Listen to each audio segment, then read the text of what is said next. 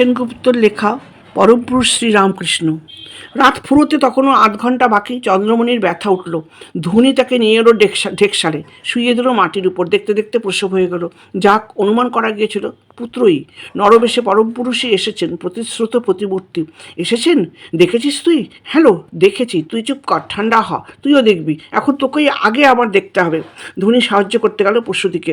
কিন্তু একই সর্বনাশ, ছেড়ে কই কই সে নরকলেবর। চকা হরিণের মতন ছটপট করে উঠল ধনী। কাপা হাতে বাতির সলতে বাড়িয়ে দিল। ছেড়ে কই? দেখা দিয়েই অন্তরিত হলো নাকি? ও মা, দেখেছ? পিছল মাটিতে হড়কে গিয়ে ধান সেদ্ধর উনুনের মধ্যে ঢুকেছে। উনুনে আগুন নেই এখন, কিন্তু অনেক ছাই যে।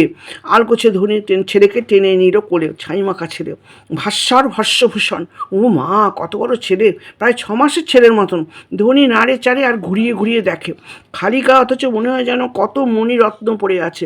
দ্বিতীয়া তিথি, কিন্তু মনে হয় যেন অদ্বিতীয় চাঁদ। বাংলার 1242 সালের 6ই ফাল্গুন আর ইংরেজির 1836 খ্রিস্টাব্দের 17ই ফেব্রুয়ারি, শুক্লপক্ষ বুধবার, ব্রহ্ম মুহূর্ত। ছেলে করে নিয়ে বসে একদিনে রোদ পোহাচ্ছে চন্দ্রমণি। হঠাৎ মনে হলো কোল জোরে যেন তার পাথর পড়ে আছে, ভার যেন বইতে পারছেন না। কি হলো বলো দেখি, কি আবার হবে? বিশ্বম্বরের ভর হয়েছে ছেলের উপর। অসহ্য। কোল থেকে ছেলেকে নামিয়ে নিয়ে কুলোর উপরে শুয়ে দিলেন চন্দ্রমণি। শিশুর ভারে কুলো যে ভেঙে যায়, চটচট শব্দ হচ্ছে। কুলো ভেঙে যাবে নাকি? ব্যাকুল হাতে চন্দ্রমণি আবার ছেলেকে কোলে তুলে নিতে গেলেন। ছেলে নিশ্চল, পাষাণ, দুহাতে এমন শক্তি তার নেই যে টেনে তোলেন। যিনি গিরি গোবর্ধন ধরেছিলেন, তিনিই যে শুয়ে আছেন কুলোর উপর, কে জানে। চন্দ্রমণি কাঁদতে লাগলেন। যেখানে যে ছেলে ছুটি হলো। কি হলো? ছেলেকে করে নিতে পারছি না যে। কেন? ওই যে নিম গাছে ব্রহ্মদত্তি ভর করেছে আমার বাচ্চার উপরে।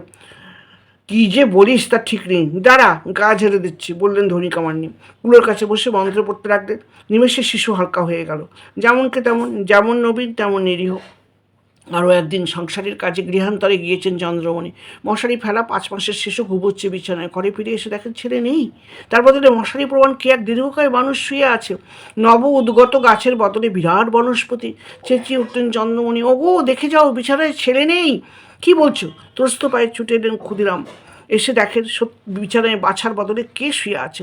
দেখো, এসে বিছানায় বাছার বদলে কে শুয়ে আছে। দুজনেই তাকালেন মশারির দিকে। কই, তাদের সেই শিশুই তো শান্তিতে শুয়ে আছে, হাত পা নেড়ে খেলা করছে আপন মনে। এ কি খেলা চলছে? এই যে দেখলাম মহাকায় মানুষ, আবার সেই দুধের শিশু। সব শুনে ক্ষুদিরাম গম্ভীর হয়ে গেলেন। বললেন, কাউকে কিচ্ছু যে বলবে না কিন্তু। 6 মাসে পা দিল শিশু। ছেলের মুখে ভাতের জোগাড় করতে হবে এবার। বেশি জাঁকজমক করার অবস্থা কই? কোনো রকমের রঘুবীরের প্রসাদী ভাত মুখে দিয়ে নিয়ম রক্ষা করতে হবে। কিন্তু পাড়ার লোকেরা নাছোড়বান্দা। এমন রাজেশ্বর ছেলে ভোজ দাও। কার বাড়ি? ধর্মদাস লাহা, ক্ষুদিরামের বন্ধু, এক পাড়ার বাসিন্দে। তাকে গিয়ে ধরলেন ক্ষুদিরাম। বললেন, বন্ধু, এখন উপায় কি?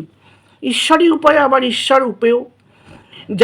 যা তার কৃপা, তাই তার শক্তি। ভয় কি? লাগিয়ে দাও, রঘুবীর উদ্ধার করে দেবেন, বললেন ধর্মদাস। ধর্মদাসী সমস্ত ব্যবস্থা করলেন। তার টাকার থলের মুখটা খুলে দিলেন। পাড়ার লোককে তিনিই প্ররোচনা দিয়েছিলেন ক্ষুদিরামের থেকে নেমন্তন্ন আদায় করার জন্য। আবার তিনিই সব জোটপাট করলেন। এই পাড়া ও পাড়া কাকে ছেড়ে কাকে বলবেন।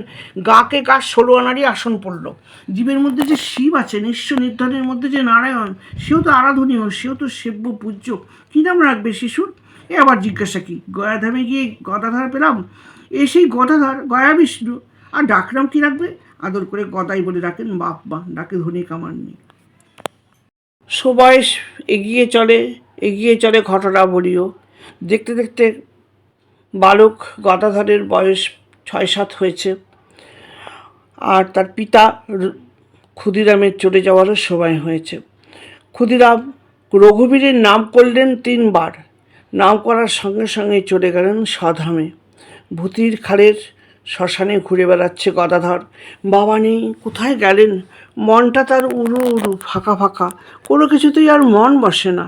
মার কাছাকাছি মন ঘুরঘুর করছে, এটা ওটা আবদার করতে স্বাদ হয়, কিন্তু মা যদি অভাবের জন্য না দিতে পারেন, তাহলে আবার বাবার জন্য মায়ের যে শোক, তা আরও উথলে উঠবে। সুতরাং শিশু গদাধর চুপ করেই থাকেন। কোথায় গেলে যে অভাব থাকবে না সংসারে, শূন্যতার ভার উড়ে যাবে মেঘের মতন। অন্তরের অন্ধকার তারই ঠিকানা খুঁজতে লাগলো। এবার পইতে দিতে হয়। 7 পেরিয়ে 8-এ পড়েছে। দাদারা কোমর বেঁধেছেন। পইতে তো হলো, কিন্তু ভিক্ষে দেবে কে? গদাধর গো ধরল, ধনী কামান্নি ছাড়া আর কারো হাতে ভিক্ষে দেবো না। সে কী কথা? ধনী ছোট জাতের মেয়ে, ব্রাহ্মণ কন্যা নয়, সে কি করে ভিক্ষে দেবে? কুলপ্রথা লঙ্ঘন করবে যে তুমি? কিসের কুলাচার, কিসের জাত বেজাত? প্রাণ চাইছে ধনীকেই মা বলতে। যে ধনী করে করে আমাকে মুক্ত করেছে মায়ের জঠর থেকে, সেই মা নামের কাছে কোনো বিধিনিষেধ আমি মানব না। তোমাদের বামনাই নিয়ে তোমরা থাকো, আমি না খেয়ে উপোস করে থাকবো। এই দরজায় খিল দিলাম। কতজনের কত কাকুতি বিনতি, তবু গদাধর দরজা খোলে না। বালক অথচ বিপ্লবী গদাধর। শেষকালে রামকুমার বললেন, বেশ বেশ, ধনী কাবার নিয়েই ভিক্ষে দেবে, খোল দরজা, কুলাচার নষ্ট হোক, তবু তোকে উপসী দেখতে পারবো না। প্রসন্ন সূর্যের মতন দরজা খুলে দিল গদাধর। ধনী কাবার নিয়ে ভিক্ষে দিল। করে রাড়ি নিঃসন্তান কিন্তু মহাভাগ্যবতী। ত্রিভুবনে যিনি ভিক্ষে দিয়ে বেড়ান, তাকেই কিনা ভিক্ষে দিলেন ধনী কামারনি। আনুরে বিশালাক্ষী বা বিশ্বলক্ষ্মীর থান।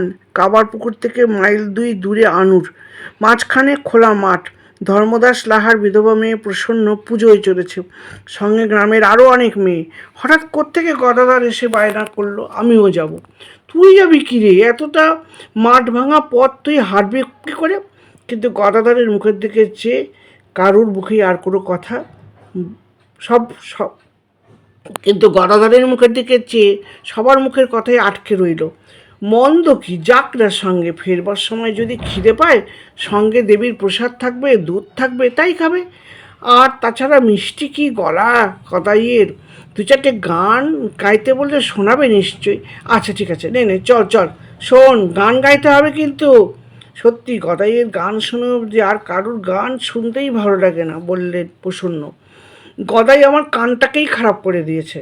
ফাঁকা মাঠের মধ্য দিয়ে গদাধর খোলা গলায় গান ধরলে। দেবী বিশালাক্ষীর মহিমা কীর্তনের গান। গান গাইতে গাইতে চলছে বিশালাক্ষীর মন্দিরে পুজো দিতে যাওয়ার দল। হঠাৎ গদাধর থেমে গেল। মেয়ের দল তাকিয়ে দেখলো, এ কী ব্যাপার? গদাধরের 2 চোখ বেয়ে জলের ধারা নেমেছে, তার শরীর আড়ষ্ট, দাঁড়িয়ে আছে নিষ্পন্দের মতন। এখন কি হবে? মেয়েদের দল ভয়ে বিদীর্ণ হয়ে গেল। রোদে নিশ্চয়ই ভিমড়ি খেয়েছে ছেলে। খুব করে জল ধারানি দে, হাওয়া কর, হাত বলিয়ে দে সারা গায়ে। কিন্তু গদাধরের সাড়া নেই, সংকেত নেই। ও গদাই, গদাই, গদাধর! ব্যাকুল কণ্ঠে কত ডাক, কত কাতরতা। কি করে মার করে এই ছেলেকে ফিরিয়ে দেবো? হঠাৎ প্রসন্নর মনে ডাক উঠল, যে বিশালাক্ষীকে দেখতে চলেছি সেই মাই এসে ভর করেনি তো? হলো দেবীর ভর হতে পারে। প্রসন্ন অস্থির হয়ে উঠল। মিছিমিছি তবে আর গদাইকে ডেকে কী হবে? মা বিশালাক্ষীকেই ডাকো, যিনি এসেছেন আগ বাড়িয়ে, আধার পেয়ে প্রতিষ্ঠিত হয়েছেন আনন্দে। সবাই দেবীর স্তব শুরু করলে। গদাধরের কর্ণ মুড়ে রাখলে দেবীর নাম। গদাধরের মুখে হাসি ফুটল, সংজ্ঞার লাবণ্য তরল হয়ে এলো সর্বাঙ্গে। কেউ তাকে আর গদাই বলছে না, মা বলে ডাকছে। নৈবেদ্যের ডালি আর কী হবে মন্দিরে নিয়ে গিয়ে? ওলো, গদাইকেই সবাই খেতে দে এখানে। সব তবে মাকেই দিয়ে দেওয়া যাক, সব তবে এই মাকেই দিয়ে দেওয়া যাক।